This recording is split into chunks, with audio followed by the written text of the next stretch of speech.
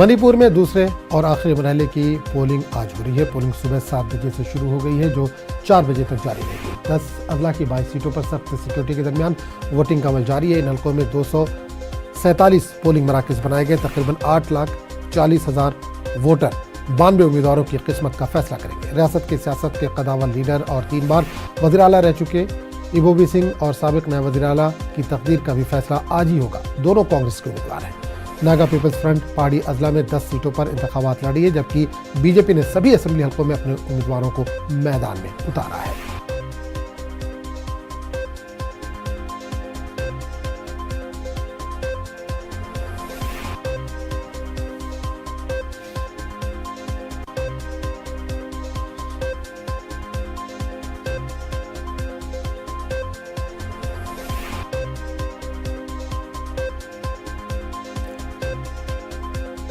तो ये तस्वीर आप इस वक्त देख सकते हैं, मणिपुर से सीधे तौर पर आ रही हैं। वहाँ पर दूसरे मरहले के तहत आज पोलिंग का अमल जारी है। मणिपुर में दूसरे और आखिरी मरहले के तहत ये पोलिंग हो रही है। पोलिंग सुबह 7 बजे से ही शुरू हो गई और 4 बजे शाम तक पोलिंग का अमल जारी रहेगा। 10 अजला की 22 सीटों पर आज पोलिंग हो रही है। सख्त सिक्योरिटी के इंतजाम किए गए हैं।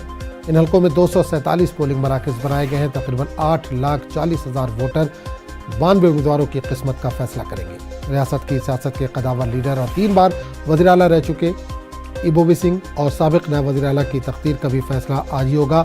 दोनों कांग्रेस के उम्मीदवार हैं। नागा पीपल्स फ्रंट पहाड़ी अजला में 10 सीटों पर इंतखाब लड़ी है, जबकि बीजेपी ने सभी असेंबली हल्कों में अपने उम्मीदवारों को उतारा है।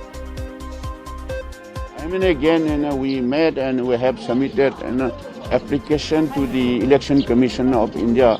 There should be a free and fair election, so that clear mean that the people of Manipur what they wanted and will know. There should be these people, particularly the BJP, they are trying by hook or crook or by any means, muscle power, money power. These are all the scenario which is happening not only in Manipur and everywhere in the country. I hope I have full confidence we will win full absolute majority. Okay. Or in case if there is any shortage of 1 or 2 seats, then we will think of the other political alliance.